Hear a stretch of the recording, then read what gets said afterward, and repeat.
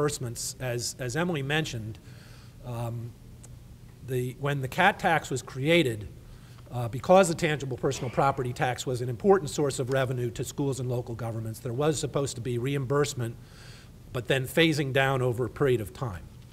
And what happened was the schools were, well, I won't say how they were able to do it, but somehow the schools convinced the General Assembly to maintain that in perpetuity, so that 70% of the CAT revenue out into the future, unless the General Assembly makes additional changes, which it could, of course, will go to reimbursing the schools for their portion of revenue that's lost because they're no longer able to tax the machinery and equipment and inventories and furniture and fixtures that used to be taxed by the tangible personal property tax. And so the schools, at least as a group, now that doesn't mean that Solon or Bedford or Parma or any particular school district beyond the next biennium will get the exact amount. They only guaranteed that schools as a whole will get what schools got. So there still is going to be some question there. What's of more interest to you is that that same guarantee was not extended to local governments. And so we have close to $500 million a year that was collected in taxes by all of the local taxing jurisdictions, from the cities and villages and townships to the port authorities, community colleges, mental health jurisdictions. All of them got a certain amount of revenue from the personal property tax, and all of them are going to see their reimbursements begin to phase down starting in August. So starting just next year, there will be Cuyahoga County, which had been getting altogether $22 million in such reimbursements this calendar year, will get $19.7 million next year. Cuyahoga Heights will lose $44,000 of reimbursement for its general fund levy, where it currently gets $296,000. The city of Cleveland will lose more than $800,000 a year next year alone from 5 different levies. And that then will accelerate as each year goes on. The county also will lose a significant amount, and as I said, this will also affect the taxing districts. So the Metro Parks, Tri-C, the Port Authority, the libraries, all of them that have property taxes and that had gotten the tangible tax. So in the past, there was an effort by the county association and some of the others to try and get the same kind of treatment that the schools were able to. They were not successful in that, and then the economic crisis hit, and I think that it's that much more difficult to win that kind of treatment now. But there is a distinction there, and it's something you're all going to have to grapple with. As Emily said, it's going to be even harder from the state point of view also, because the state isn't going to be getting the CAT tax revenue to pay those reimbursements. Now, I have one clever solution. I won't go on with all kinds of tax suggestions, although I'll make a few before I wind up. House Bill 66, the tax overhaul in 2005, created the CAT tax, and at that time, the tax department had a hard time. They didn't know how much this new tax would bring in. It was a new tax. It had never been collected. Who knew what it would bring? As it turns out, they did a very good job of estimating it. They actually did. But at the time, they thought, we want to be sure that this does bring in about the amount of revenue that we had thought. And so they included a trigger mechanism. And what that said was that if the tax brought in either 10% less or 10% more than what was projected over certain target periods, then the rate would be automatically adjusted to bring in the amount that had been projected. And it was a logical kind of step to do with some kind of a tax that had never existed. Well, subsequently, the General Assembly eliminated the upward trigger. And that's very unfortunate because, as it turns out, if that existed, we would generate an additional $225 million in CAT revenue this year, or next year, I guess starting 2012, come to think of it, because there would be that automatic trigger. The CAT is not generating as much revenue as had been earlier predicted. In one of the target periods, that was in the original bill, the original tax change bill. And so had that change not been made, we would get that additional revenue and there wouldn't be that additional strain on the state. It wouldn't have to dip into the general revenue fund to pay the reimbursements.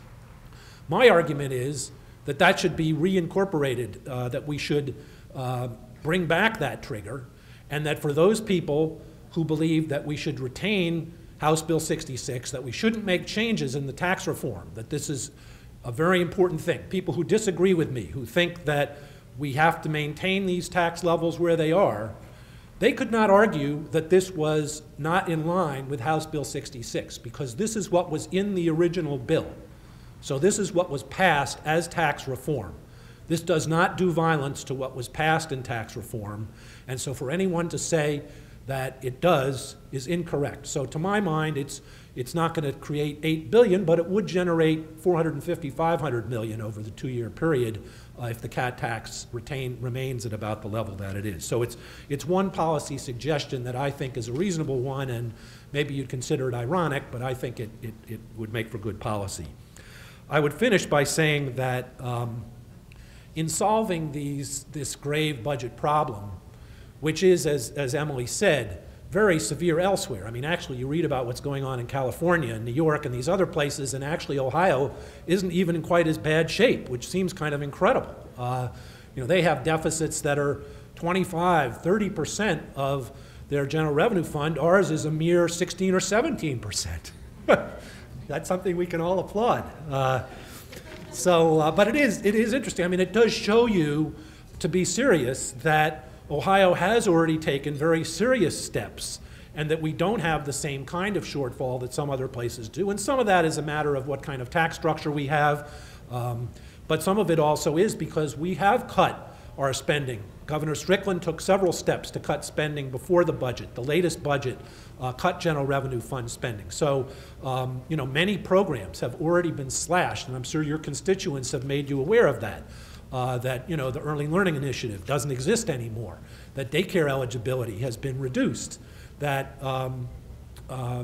mental health funding has been slashed, that the higher ed, which originally we had hoped that we would be able to maintain the tuition levels. Instead, the General Assembly had to allow tuition to rise last year. And with more students going to college, that's not a good thing. Not to mention K-12, which saw reductions. So the existing budget is already a budget where we have seen very significant reductions, and which has hurt people in Ohio. And I think that what this shows is that we need a balanced approach when we come to solving this problem. We can't just look at one side and say, let's do it all with spending.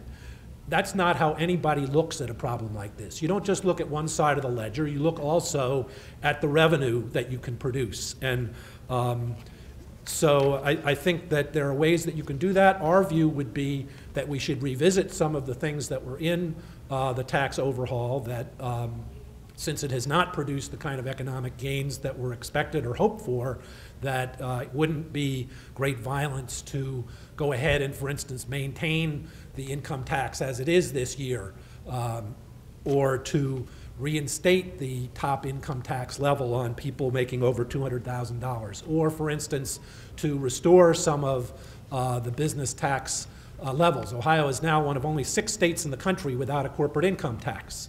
And finally, we have $7 billion in taxes that aren't paid in Ohio because of what are called tax expenditures. These are exemptions, credits, deductions. You know, we have, if you hire a lobbyist in Columbus, you don't pay sales tax on that. Well, you know, I dare say the lobbyists aren't all going to move to Indianapolis and Harrisburg and Lansing because you had to start paying sales tax if you hired a lobbyist.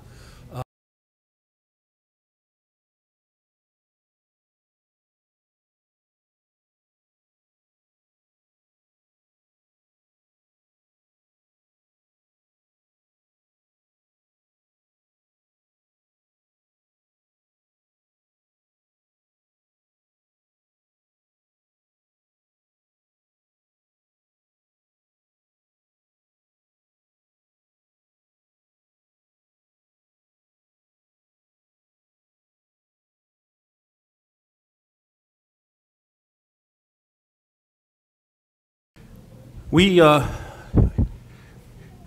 will be having our next forum will be in February, and At the beginning of the year, the nominating committee will be contacting people to see if there's any interest in serving on the board. We do have a constitutional issue. According to the Constitution and bylaws of the Northeast Ohio City Councils Association, to be an officer, you have to be an active city council member. And as most of you probably know, that I was elected to the District 4 County Council. So let me just say that my association with this organization has been tremendous.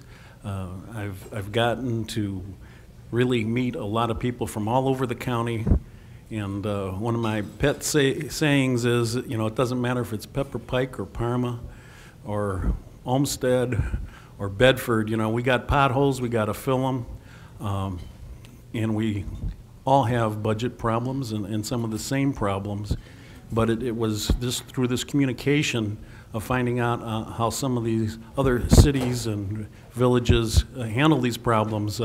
We all have been able to grow, and we've had some tremendous forums. So unfortunately, I will be tendering my resignation effective January 1, 2011, as I'll be being sworn in on January 1st, 2011 for the Cuyahoga County Council. So at this time, we discussed this at the last board meeting, and what we need to do officially is have an interim filling of the vacancy. Now, the vacancy doesn't happen until January 1, 2011, but we will not be having a meeting. So if I can have a motion from the floor for the filling of the vacancy, and I'll bring the microphone to you.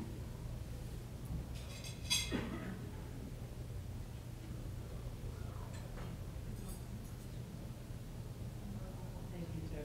I move that effective from January 1st, 2011, that Danita Love of Highland Hills assumes the presidency, which will fill the vacancy of Chuck Manor. This would be pending the 2011 election. Is there a second to the motion? Okay, it's been moved and seconded. Any other nominations from the floor? Any other nominations from the floor? Last time, any other nominations from the floor? So it's been moved and seconded that effective 1/1/2011, Danita Love, Highland Hills, Council President, will succeed in the presidency at an interim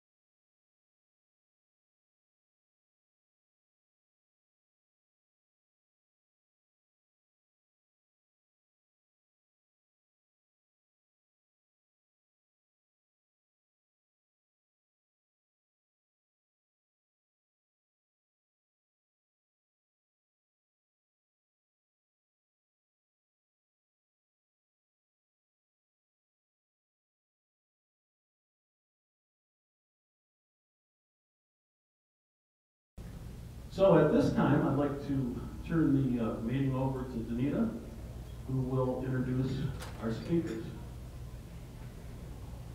And then we'll use this microphone for questions and answers. Good evening, and thank you everybody for your nomination and a vote to have me serve as president. I was going to say vice president, as president of this organization. I'd like to introduce our speakers tonight, and I do want to let everyone know that due to issues at the State House, we don't have a representative from the State House tonight, but we do have two individuals that are on top of what happens at the state level with the budget, and they have a very engaging presentation for us tonight. So I want to introduce from Policy Matters Ohio, Zach Schiller, who is the research director, and also we have Emily Campbell she is a fellow from the Center for Community Solutions, which is the organization that does the state policy in Ohio, for Ohio. So without further ado, we'll have, I don't know, okay, Emily's up first, and we'll have Emily. Thank you. Thank you, Danita, and thank you everyone for having us here this evening. I know that we're kind of pinch hitting a little bit here, but I'm happy to be here this evening to talk a little bit about the state budget, the problems facing the state of Ohio, as well as how those issues will impact you all in local government. You know, at our table at dinner, someone asked Zach and I who was the good cop and who was the bad cop, and the answer is we're both the bad cops. Going around and talking about the state budget, you know, when the weather's nice, it's a lot better. When you're driving around central Ohio in the middle of February in a snowstorm, having to go and give these kinds of presentations, it gets a little depressing, but luckily we've had a nice fall. So here we go. As Danita mentioned, I'm from the Center for Community Solutions. We are a research and advocacy organization, and I work primarily on public policy. Zach from Policy Matters and my organization do somewhat similar work. We both take a very hard look at state fiscal issues, and especially at how those issues impact low and moderate income Ohioans. But we do take a somewhat different approach to some of the answers and some of the solutions in the various programming. We had a lot of questions about a month ago before the election. Who was going to be governor? Was the Ohio State House going to go back to Republican control? What was going to happen in Congress? Were levies going to pass around the state? And today we have some answers to those. We know that John Kasich will be a new governor, which for us means that the state budget has to be introduced by March 15th. We're hearing rumors that it might be done earlier. We also know that, yes, indeed, the Senate has become more strongly in Republican hands, and the Ohio House has gone back to Republican control after a brief period when the Democrats controlled it. But there are still very many important questions out there. One of the most important is, how is Ohio going to fill a projected budget deficit for the next 2 years of about $8 billion? And I want to talk to you tonight a little bit about how we got there, what we're looking at, and then Zach will come up and take a look forward and talk a little bit more about the revenue and tax side of things. We all know that a major issue in the gubernatorial campaign was the economy, was job loss. We heard over and over and over again that 200,000 jobs within Ohio have been lost in the last several years. And the economy was on voters' minds all over the country on Election Day. According to a CNN exit poll, the economy was the #1 issue on voters' minds. 62%, a large majority, said that it was the most important issue. The second, very significant trailing, was health care, which came in at 18%. And then Afghanistan and immigration both came in third, tied for third, at 8%. So it is obviously about the economy. The problem facing our state has certainly been exacerbated by the economic situation, but Ohio was facing a structural deficit even before the latest recession. Our tax system simply doesn't collect enough money to cover state spending, and for several years, state policymakers have been relying on one-time revenues and budget gimmicks to balance the budget. Today, we have what we like to call, at Community Solutions, a twin grip on state finances. We all know that unemployment has increased significantly over the last few years. In December 2007, before the latest recession began, unemployment in Ohio sat at 6%. Today, we're at 10%. Over that period, the number of unemployed Ohioans grew from about 361,000 to 600,000 today. This means that the state is unable to collect as much tax revenue as it was in the past. The income and sales tax are very heavily reliant on economic conditions, and when people start to lose their jobs, they obviously don't make as much income, they don't spend as much, those two go down. At the very same moment, and this is where the twin grip comes in, demand for state services is on the rise. As people lose their jobs, they lose their health insurance, they lose a lot of income, they become qualified for many state programs, including the Medicaid program, food stamps. They turn to the government to try and help meet their basic needs and the needs of their families. And we have seen that borne out on the number of people who are turning to government for basic assistance. In Cuyahoga County, the number of people using food stamps has increased 31% from December 2007 to July of this year, the latest month for which we have figures. Statewide, it's increased 47%. One question I often get is, why is Cuyahoga County increasing at a slower rate than the rest of the state? The reason is that in Cuyahoga County, we already had a lot of people on food stamps, so have a smaller way to go. The Medicaid program, same thing, increase of 21%. So now more than 2 million people in Ohio rely on the Medicaid program for their health care coverage, and it actually covers 1 in 3 Ohio children, so very, very important. In addition, cash assistance under the Temporary Assistance to Needy Families program has increased 33% across the state. People are hurting, we all know it, we feel it in our communities, and when people are turning to the government to meet some of their basic needs. The problem is, as I mentioned, that the state of Ohio has fewer resources to be able to meet those needs. The level of tax receipts for fiscal year 2010 is $3.1 billion less than fiscal year 2008. If you'll recall the last biennium, the projections of tax receipts could not keep up with the precipitous decline. So month after month, we were falling below those estimates. Things seem to have leveled out somewhat. The estimates are coming in right, and actually for fiscal year 2011, the few short months that we've had, tax receipts are actually above projections by a small amount. In order to balance the budget, in the current recession, Ohio has cut the budget multiple times, drained the rainy day fund, used one-time revenues and one-time savings, leveraged taxes on Medicaid providers, pushed debt and other expenses into the next biennium, and temporarily raised the income tax. In the current biennium, there is about $8 billion in one-time revenue, and that includes a significant portion of the federal stimulus money. Federal stimulus meant about $4 billion for Ohio, and that includes both the State Fiscal Stabilization Fund, which is helping out funding schools, higher education, and prisons, as well as an increased Medicaid match, meaning that the federal government is picking up a greater portion of the tab for the Medicaid program than they were in the past.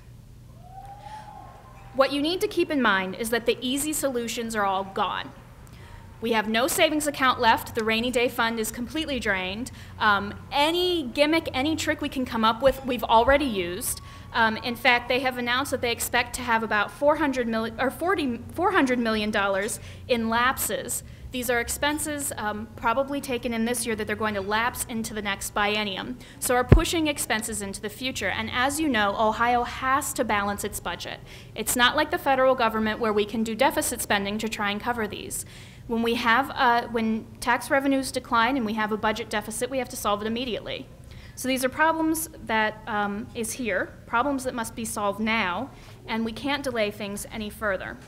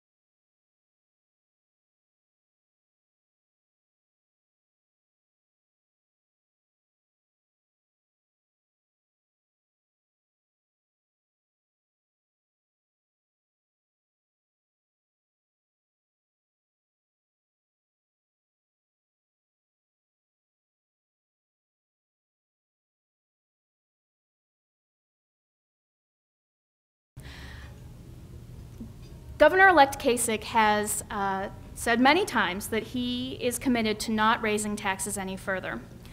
But it's very, very, very difficult to fill this $8 billion hole if you don't look at any new revenues. It's virtually impossible. You see that when we look at the main areas of expenditure. The Medicaid program in Ohio is the largest single program in the state and makes up about 38% of general revenue fund spending. Now, Ohio is a little bit unusual in that we deposit the federal money for Medicaid right into our GRF, where many states keep that separate. But it's pumping more than $1 billion a month out into Ohio's economy. And the only areas that are expected to grow in Northeast Ohio, the only industries are healthcare. A lot of healthcare is being paid for by the Medicaid program, about 40% of all hospital stays within Ohio. So very important for Ohio's economy that program continues. Not to mention the importance that it has for the people who are relying on Medicaid to get their health insurance. Primary and secondary education makes up about 31% of the budget, higher education an additional 10%, justice and public protection about 7%, and other health and human services 8%. Only about 6% of the budget goes for everything else, and that includes general government. One of the proposals to cut spending that we've heard often is to increase government efficiency, that perhaps the state has too many employees. If you laid off every single one of the state employees, you still don't get to $8 billion. So, you know, it's a very, very, very serious problem. You can't get to that $8 billion number without completely decimating programs. This is going to take pension reform, sentencing reform, lowering costs in Medicaid, cuts to support for school districts. They're all going to be necessary, and programs will have to be completely eliminated if you're going to solve this with cuts alone. Again, no easy solutions in this scenario. Another issue, as you all know, is when cuts are made at the state level, the pressure is pushed downward onto the local level. There may be no new taxes at the state level, but localities can't make up the difference. They can't continue to provide the services that they're providing without that support from the state. Governor-elect Kasich, in a press conference shortly after he was elected, gave his very famous warning. I'm sure you've all heard it. If you aren't on the bus, you'll be run over by the bus. And what that really means is that you can't show up in Columbus pleading the case to keep the money for your program. They are looking for people to be part of the solution and to show up with new and creative ideas. And we are told that just about everything is on the table. That includes things like the local government fund. It includes the holding harmless of the tangible personal property tax for the introduction of the commercial activity tax. It includes maintenance of effort, being pushed from state spending down to the local level and asking the local entities to try and make more of the matching funds so that the state can draw down federal dollars. Everything is on the table, and we need to be very, very cognizant of what the debate is in Columbus. Unlike in Washington, D.C., in Columbus, the introduced budget, the budget that's introduced by the governor, really drives the debate. And as I said, that has to be introduced by March 15th. They're having a lot of fun over there. Man. We need budget karaoke or something over here. But no, I get to give all the bad news. So, you know, very serious situation that we're facing here. I've brought with me tonight copies of a publication that Community Solutions put out early in the summer called Thinking the Unthinkable. And it lays out our projection of the deficit. We get to that $8 billion number just like everyone else does, and some different scenarios to fill it. But I wanted to briefly go over how you get to $8 billion. Ohio is facing a structural deficit of about $3.5 to $4.5 billion per year. This is the level that we estimate. That is due mostly to policy decisions that have been made in Columbus. We have had successive years of tax cuts. The commercial activity tax has been much more susceptible to economic downturn than people anticipated, and right now the CAT is not even collecting enough money to make up for the hold harmless provision of eliminating the tangible personal property tax. As you know, when the state eliminated the tangible personal property tax, a lot of those revenues were going to local governments. They said, we're going to keep you harmless, we're going to keep paying you that money. But right now, it is about $400 million short each year. So money out of the state's general fund is having to go to make that reimbursement. Medicaid costs continue to increase and are expected to increase nationwide by about 7.5% next year. That's on top of the increases because of more people being enrolled in that program. Ohio's unemployment fund is broke. Since 2002, we have been borrowing from the federal government. Ohio currently owns $3 billion. We're not alone in this. There's something like 38 states that are borrowing from the federal government, and right now the feds are waiving the interest on that. But that expires in fiscal year 2012, and if the federal government does not extend that, it will run about $100 million per year that we're going to have to pay to the feds in interest payments. In the last budget, there were 2 new provider fees enacted, provider organizations for Medicaid and a hospital bed tax. Those are scheduled to sunset and will need to be reenacted, not like a Civil War reenactment. It's much more exciting at the state level. Also, Governor-elect Kasich has promised to complete the phase-in of the income tax reduction. If you'll recall about this time last year, when video lottery terminals were decided that it had to go to the voters for a vote, those revenues were lost. And in order to make sure that there were no cuts to education, the House and Senate, after the governor proposed it, passed a delay of the final year of those income tax reductions. Completely phasing that in will cost another $400 million per year. The last time, the last budget, Ohio was really bailed out by the federal stimulus. It came at just the right time for us, helped immensely, meant that we could avoid further cuts, we could avoid making any of those really difficult decisions to raise taxes, but there's no more federal stimulus coming. If you look at the debates in Washington as something as non-controversial as extending unemployment, they barely were able to do that. We aren't going to get any more dollars flowing to us, the manna from heaven coming from the federal government. So we're going to have to solve our own problems. In the last biennium, many services were really cut to the bone. Many of the cuts came in mental health, cuts for adult protective services, county funding for job and family services. These are the front door to try and get people enrolled, get people in. So a lot of pressures are facing the state right now and will trickle down into the local governments. I'm going to stop there. If there are any questions, I'm happy to answer them now, but I'd also like to turn it over to Zach to kind of complete the picture of what we're looking at. Yes? Just real quick, could you just run down the percentages of the general fund? 31, you said 31 is as, sure, let me find my slide here. Yeah, 30. Excuse me, but I could just remind everyone that we are having this tape, so this will be on our website, this seminar, so that council members that couldn't be with us tonight will be able to see themselves. If you want to ask a question, I'll pass the mic. Yeah, can you just run down those percentages again? Sure, I'd be happy to run down them.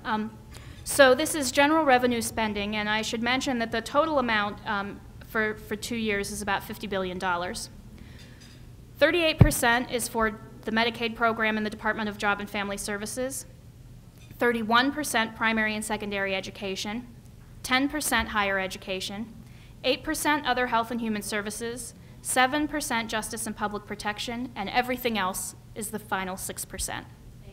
Sure. All right. I will now turn it over to Zach.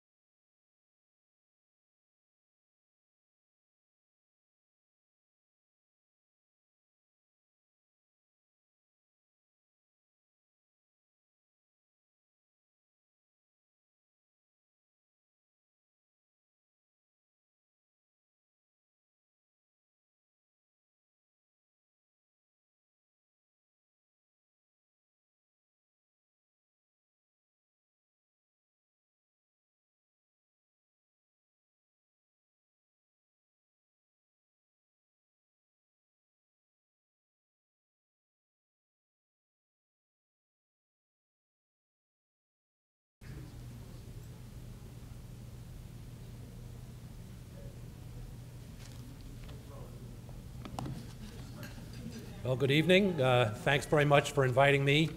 You may find that I'm overlapping a little bit with what Emily had to say, but forgive me, I'm also feeling a little bit of trepidation with Senator Miller in the audience, who obviously knows a lot more than I do about the state budget, having been on the Senate Finance Committee, and so I hope you'll correct me when I say things that clearly aren't as knowledgeable as you would say.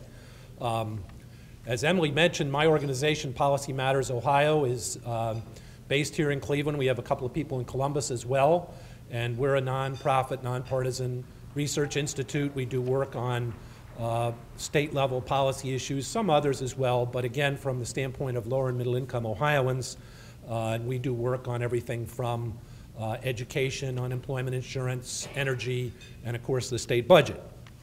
So I wanted to talk especially about the tax side for a few minutes and a couple of local issues, and then maybe we can all take questions. Emily's mentioned how we're receiving less tax revenue, and obviously a great deal of that is because of the national economic downturn where fewer people are working, fewer people are buying as much, and so the income and the sales tax are primary taxes in Ohio, and most states are not bringing in the same amount of revenue that they did 3-4 years ago, even if they've leveled out and are maybe increasing very slightly. What's less known is that a very large chunk of the $8 billion or so deficit that people believe we face is in fact self-inflicted. In 2005, Ohio, the General Assembly approved the biggest tax reform that the state had seen in a generation since the creation of the income tax in the early 70s. And that tax reform, according to the Ohio Department of Taxation, reduced the amount of tax revenue that the state received in the last fiscal year by over $2 billion. Why is that? Well, many of you are probably familiar with it, but to go over it very briefly, at least the biggest elements, we saw the income tax reduced by 21%. Of course, the last final year of the 5 years of that was delayed, so we only saw 16%, but still a considerable amount. We saw the elimination of the tangible personal property tax, which had been bringing in about $1.6 billion a year to localities and to schools. We saw the elimination of the corporate franchise tax, which, while it hadn't been bringing in that amount at the time, was estimated to be bringing in about that same amount, $1.6 billion, had it continued. And the new commercial activity tax, which is levied on gross receipts or sales, I guess I should say, although legally speaking it is not a sales tax, and the state would be very quick to, the tax department, I was just talking with someone there this afternoon, and he was quick to remind me that that was the case, because it has major legal implications. But anyway, the CAT tax was supposed to bring in about $1.6 billion. In other words, about half of the two business taxes that it was supposed to replace. Now, as Emily has mentioned, it's bringing in even less than that projected amount. So we have that additional deficit. But even if it were bringing in as much as it was supposed to, we would be missing $1.5 billion of business tax revenue that previously was paid. So when you ask, why does the state have the reduced tax revenue, it's a very significant element of it is the, in fact, policy decisions that we made to cut taxes in 2005. Now, how was that possible? How could we have gotten along all this time? Well, the way that that was possible is that in 2005, the General Assembly raised certain other taxes, and it did that quickly and immediately. So you saw the sales tax, I guess you could call it depends on how you look at it, but at least as a matter of law, that was 5.5%. We saw the cigarette tax increased. We saw a reduction in the rollback that commercial industrial property had on the real property tax. So there was additional revenue generated in the first couple of years, so nobody was really all that concerned about it because it didn't really show up in a big way. And so it was only in the last couple of years as the reductions, which were all phased in, became more substantial that this became more of a problem. But I think that this is a major element in our fiscal situation, and to act as if this is entirely a matter of the economy or that we simply don't have all the federal stimulus money, while those are in fact important reasons that shouldn't be ignored, we also have our own policy that is a major factor here. Now, the question you would have is, well, okay, has it worked? I mean, there was a policy decision made that this made sense to reduce these taxes because it would generate economic growth, economic success. Well, we all know we're in a national recession. We can't expect that Ohio would somehow be doing so much better than all the rest of the country. That would be unrealistic. It would be realistic, however, to think that at least relatively speaking, we would have improved somewhat compared to everyone else. If everyone else was going down, we would go down a little bit less. Well, I think you don't need a researcher like myself to tell you that that's not what's happened, that Ohio has not gained ground during this period. It didn't gain ground before the recession began in 2005, 2006, early 2007, and it hasn't done so since then. Now, there was a bit of an improvement earlier this year when the manufacturing economy and the auto industry in particular improved somewhat because we have those obviously as major industries here. But I think that it would be very difficult to argue in a strong way that the tax cuts that we saw in 2005 have in fact produced the economic gains that were sought after. And so to our view, what we've seen is a loss in very significant revenue without economic growth that you would have hoped for. Now, in a way, I don't think that that's too surprising. I think that if you look at the most recent unemployment rates, I think that that gives you a good sense for why it is that we shouldn't have expected that these kinds of tax cuts would have generated great growth. You look at the two states that have the lowest unemployment rates in the country right now, and what are they? Well, they're North Dakota and South Dakota. North Dakota has the 5th highest taxes of any state in the country, has an income tax. South Dakota has the lowest taxes of any state in the country and no income tax. Yet they have the 2 lowest unemployment rates in the country. Well, why is that?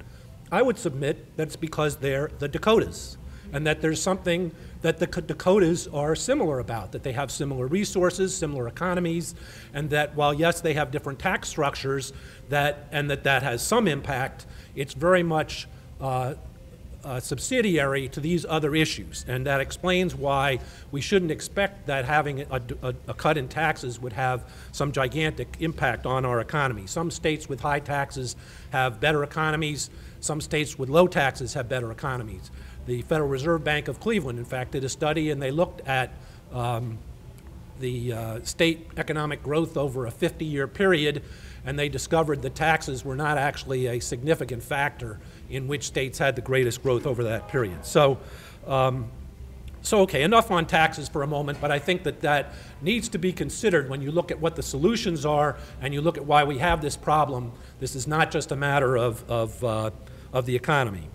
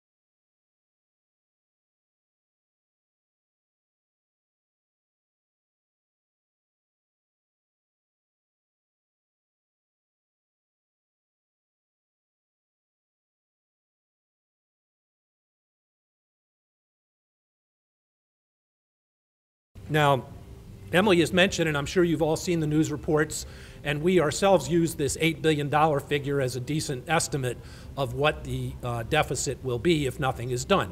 And I think that that's a reasonable amount. I think having said that, though, that there are a lot of imponderables here. And whether it turns out to be exactly that or less or more, yes, we have a multi-billion-dollar problem. I don't want to sit up here and say, oh, well, it's all going to go away. It isn't. But it also, the exact amount is going to change based on various things ranging from court cases, like there's a case on whether the state could use tobacco money from the tobacco settlement for other purposes other than helping people stop smoking and health effects of tobacco. That's in the Ohio Supreme Court right now. Will the state, in fact, be able to use that money as it is for other purposes or not? Well, that's $250 million right there. There's the unemployment compensation issue that Emily mentioned, of whether we'll have to pay that interest. There's the question of how much revenue and when will we get revenue from the new casinos that are going to be built. There's the hospital fees, as she mentioned. There's the question of how much will we see continued use of the state services, of Medicaid, of more people going to community college because they see that as a better opportunity and because they're having trouble finding jobs, which then creates additional needs. So there are, I think, a number of things that will affect what the exact amount is, and so it isn't, you know, clearly going to be $8 billion, but it is nevertheless in that range. And so you wonder, what is going to be done? Well, I think all I can do is stand here and suggest some of the things that I've heard or read, and I think probably many of you have heard some of these things too, but maybe you haven't heard all of them. One thing I think, as Emily said, is that we are going to see very substantial cuts. And just yesterday, the new president of the Senate, he hasn't been elected yet, but I think is clearly going to be taking over, Tom Niehaus, agreed with the idea that the schools could look forward to 15% cuts. And, you know, who knows if that's what will eventuate, but that's what's being talked about, seriously. There has been talk about trying to reduce Medicaid spending. It may require getting waivers from the federal government. I don't know how easy that might be in order to change eligibility. It's not something I would favor, but again, it's something that is being looked at in other states and that may be discussed here in Ohio. There have been reports also about whether the new governor will also want to go ahead with the VLTs. When that was proposed by Strickland, and it was thought that that would bring in, I think it was $933 million in revenue. I don't know how solid that estimate was, and of course now with the casinos, you would wonder whether it would bring in quite that much, but it is possible that that could be a revenue source. I think that there's likely to be a lot of discussion and some kind of debate, maybe not a resolution, but on the whole issue of pension funds.